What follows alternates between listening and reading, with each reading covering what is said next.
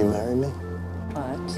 In 1973, Katie McCarthy married the heir to one of New York's largest fortunes. In 1982, she disappeared. Starting with reality is interesting for me.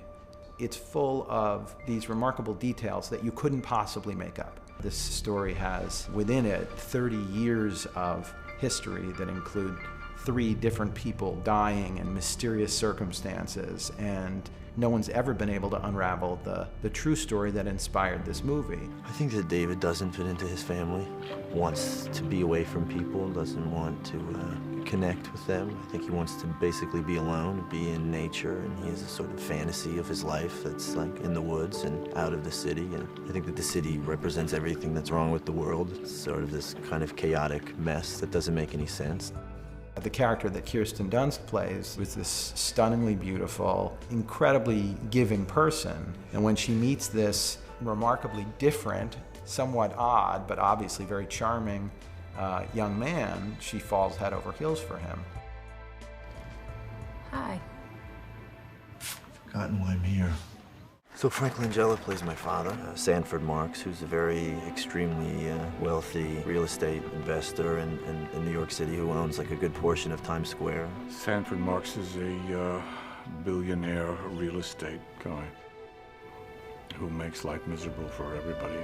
His family, his deceased wife, his sons. He's just an unredeemable guy. It's $39.50 each. That includes a generous tip.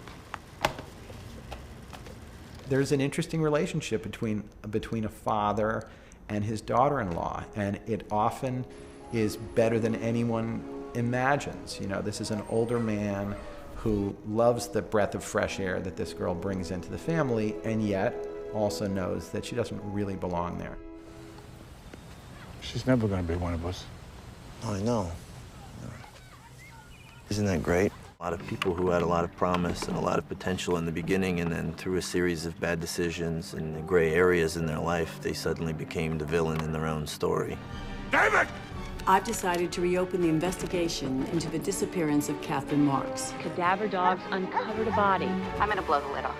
You know what I'm talking about. This case was never properly resolved, and it's something that district attorneys should take a new interest in, and I think that would be that'd be a really interesting outcome.